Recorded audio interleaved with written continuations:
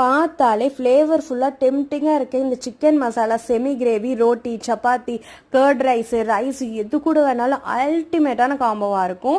இது பண்ணுறதுக்கு ஒரு பவுலில் 500 grams chicken, 1 teaspoon cumin powder, 1/2 teaspoon turmeric powder, 1 teaspoon garam masala, 1 teaspoon red chilli powder, 2 teaspoon coriander powder, 1/2 லெமனோட juice, 3 teaspoons curd, ginger garlic paste 2 teaspoon, அந்த clip எடுக்க மறந்துட்டேன், நீங்கள் ஆட் பண்ணிக்கோங்க.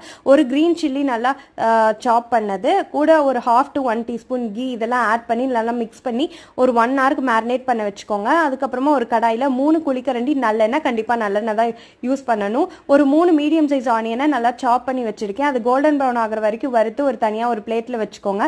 இதே எண்ணெயில் நம்ம மேரினேட் பண்ணி வச்சுருக்க சிக்கனையும் ஆட் பண்ணிவிட்டு நம்ம ஏற்கனவே ஃப்ரை பண்ணி வச்சுருக்க ஆனியனை ஒரு 1/4 வாசி மட்டும் இதில் ஆட் பண்ணி நல்லா சாட்டே பண்ணிக்கோங்க. 2 மினிட்ஸ் சாட்டே பண்ணக்கப்புறமா இது கூட சால்ட்டு, 1/2 டீஸ்பூன் பெப்பர் ஆட் பண்ணிவிட்டு நல்லா சாட்டே பண்ணக்கப்புறமா ஒரு 5 மினிட்ஸ்க்கு மூடி வச்சு விட்டுக்கோங்க.